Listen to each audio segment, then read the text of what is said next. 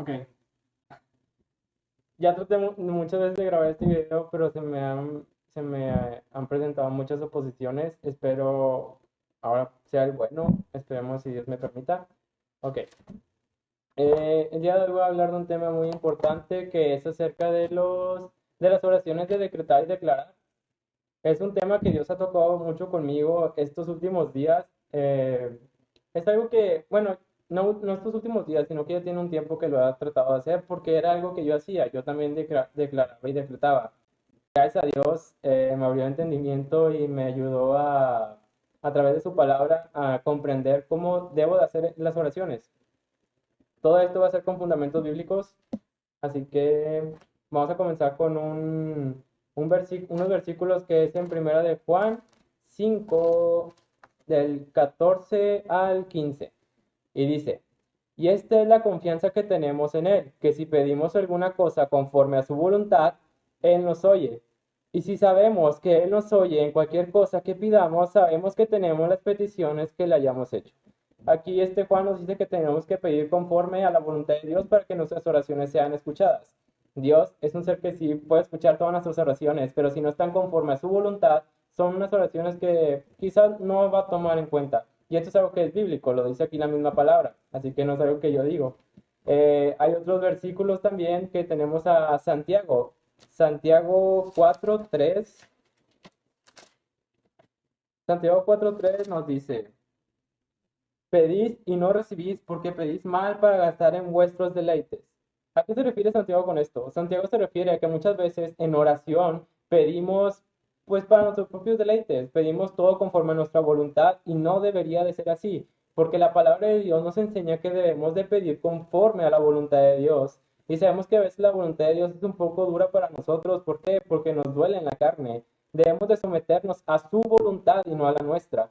El hecho de que en el momento que nosotros empezamos a orar, decretando y declarando, primeramente es una falta de conocimiento hacia Dios y es una falta de temor a Dios, porque si no conoces a Dios, no vas a temer de Dios. Y si no temes a Dios, es porque simplemente no conoces a Dios. ¿Y a qué me refiero con esto? Debemos de entender que debemos de someternos a la voluntad de Dios porque la misma palabra nos enseña a someternos a la voluntad de Dios. Y sabemos que si hacemos todo conforme a nuestra voluntad, las cosas no van a salir bien. ¿Por qué? Porque los planes de Dios son mucho mejor que los planes de nosotros.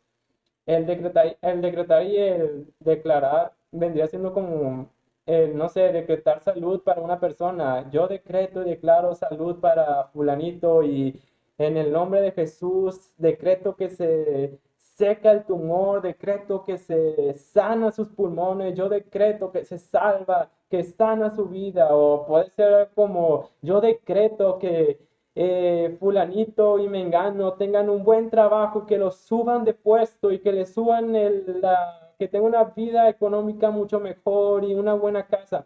O sea, este tipo de cosas, la verdad, van en contra de la palabra de Dios completamente. Y bueno, al hacer este tipo de cosas es no temer de Dios, no conocer a Dios y aparte ponerte por encima de Dios. Pero ¿a qué me refiero con ponerte por encima de Dios? Porque quieres hacer tu voluntad cuando no debe de ser así. Estás orando para que se cumplan tus deseos, pero no debe de ser así porque debemos de someternos a la voluntad de Dios.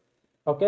Otros versículos que tengo aquí anotado referentes a este tipo de temas es el de Segunda de Samuel 12:15 al 23. Y ese es un versículo muy bueno, la verdad, me gustó demasiado. Habla sobre la muerte del hijo de Betsabé que tuvo con David, que fue por medio de un adulterio. Em, Me lo busco.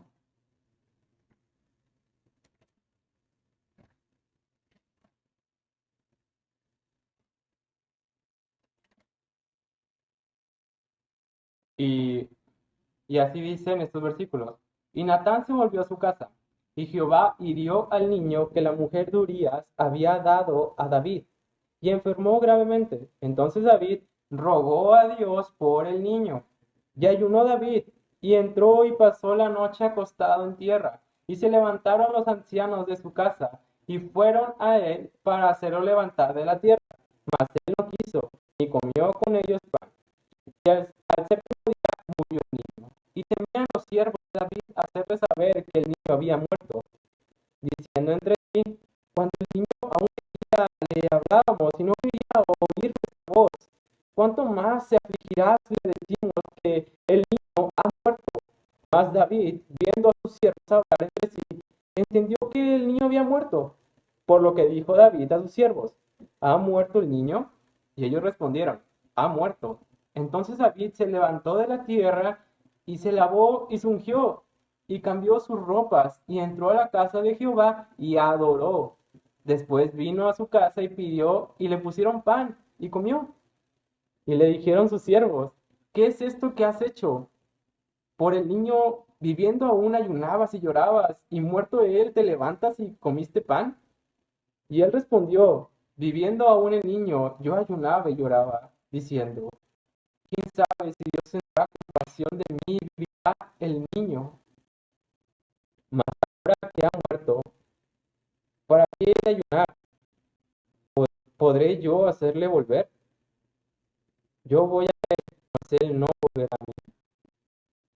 Y este es un claro ejemplo de que nosotros debemos de someternos a la voluntad de Dios. Aquí vemos cómo David estaba rogando, ayunando, humillándose delante de Dios para que el niño viviera.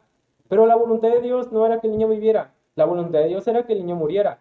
Así que aquí vemos cómo Dios, aunque nosotros nos humillemos, aunque nosotros hagamos lo que queramos, puedo poner, imagínense que yo tengo una enfermedad, que gracias a Dios no es así, pero si yo tengo una enfermedad, puedo poner a toda la congregación a ayunar, a orar, a humillarse, pueden hacer todos el ayuno de Daniel de 40 días, y quizás la voluntad de Dios era que yo muriera con la enfermedad. Y no por eso Dios es malo, Dios es bueno completamente, porque la palabra de Dios dice que Dios es bueno, y porque la palabra de Dios dice eso, así es y punto. Así que debemos de entender esto, que muchas veces la voluntad de Dios es un poco dura para nuestra carne, es un poco dura para nosotros, no se va a cumplir lo que nosotros queremos, sino lo que Dios tiene. ¿Por qué? Porque el plan de Dios es perfecto. Así que hay que someternos a la voluntad de Dios. No solo están estos versículos, también está Mateo 6, 9, 10, que es el modelo de oración que Jesús nos dejó. Este creo que es muy conocido por todos. Así que vamos a ese versículo, a esos versículos.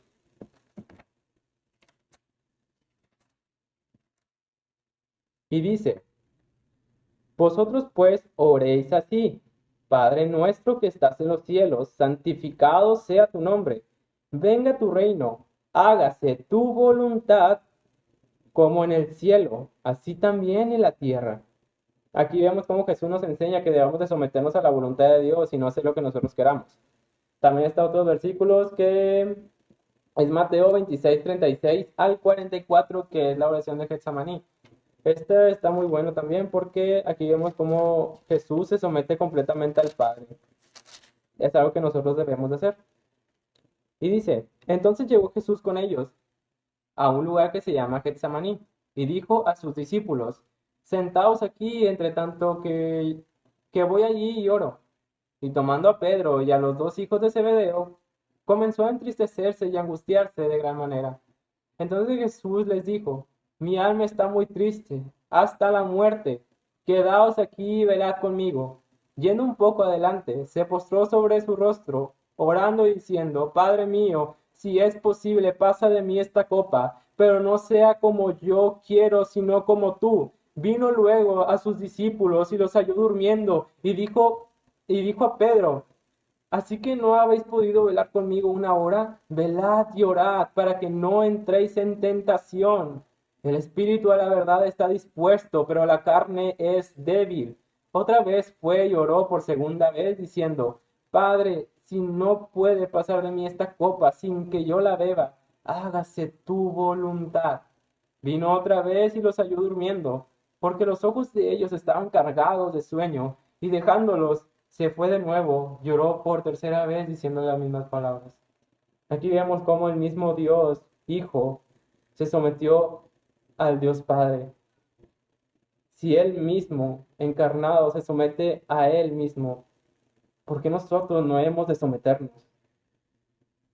¿Por qué nosotros debemos de portarnos como unos niños chiquitos, inmaduros? declarando y decretando cuando no es bíblico. Hermanos, es importante que regresemos a las escrituras, a estudiar las escrituras como realmente son y de una manera correcta. No podemos estudiar las escrituras buscando solo las bendiciones y las promesas. ¿Por qué? Porque esto es una distorsión de las escrituras y siempre va a traer doctrinas falsas. Y sabemos que hoy en día, como son los últimos tiempos, desde que Jesús murió y ascendió, empezaron los últimos tiempos, sabemos que se van a levantar muchas falsas doctrinas, falsos maestros y falsos profetas. Tenemos un movimiento completo de falsos profetas en todos lados de la iglesia. Las del Evangelio de Prosperidad, el Evangelio Light, el liberalista, el liberal. Y la verdad son cosas muy dañinas para la iglesia, porque aquí nos dejaron un modelo de cómo debe de ser la iglesia y es el modelo que debemos de seguir.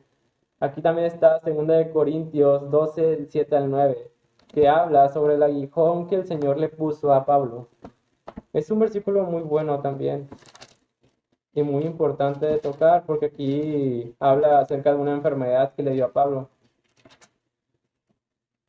Y dice así: y para que la grandeza de las revelaciones no me exaltase desmedidamente, me fue dado un aguijón en mi carne, un mensajero de Satanás que me abofetee, para que no me enaltezca sobremanera, respecto a lo cual 3 veces he rogado al Señor, que lo quite de mí.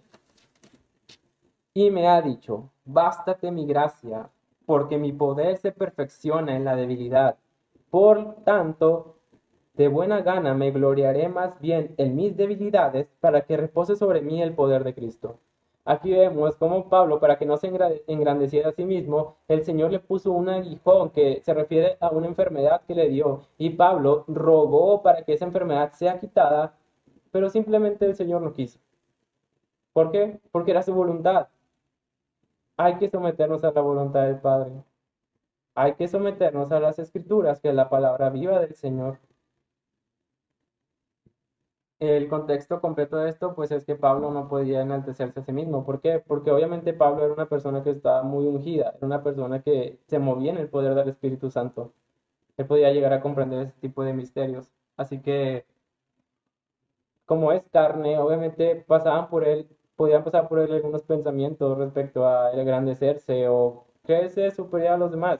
Pero el Señor obviamente le puso este aguijón para que no pasara eso, sino para que se dé cuenta que, que se bastara con su gracia. ¿Por qué? Porque no merecemos absolutamente nada de lo que tenemos. No merecemos ser salvos, no merecemos ser perdonados, no merecemos abrir los ojos cada mañana, no merecemos comer, no merecemos respirar. Lo que merecemos es un sufrimiento eterno en el infierno. Eso es lo que merecemos. Y aunque son palabras fuertes, realmente es lo que merecemos, es lo que la palabra nos enseña. Dios nos ha redimido de nuestra naturaleza pecaminosa en Cristo Jesús, que es el mismo que murió por nosotros. Ese es el amor de Dios. Muchas veces presentamos al Dios de amor, pero es solo uno de sus atributos. Y el amor de Dios es eso, que murió por nosotros aún siendo pecadores, que nos ha redimido. Entonces debemos de entender que no solo Dios tiene ese atributo del amor. No podemos predicar Dios te ama y simplemente y ya. ¿Por qué? Porque nadie lo va a entender. Debemos de predicar el arrepentimiento, que es algo que también la Biblia nos enseña, pero eso es para otro tema que voy a tocar después. Así que hermanos, volvamos a las escrituras, leamos las escrituras como debe de ser y temamos a Dios, conozcámosle para no entrar en falsas doctrinas. Así que esto sería todo y gracias por escuchar este video. Espero el Señor nos llena a todos de espíritu de sabiduría y de revelación para llegar a conocerle a Él y saber cuál es su plenitud, para sentir su gozo, su plenitud, para conocerle realmente. Muchas gracias.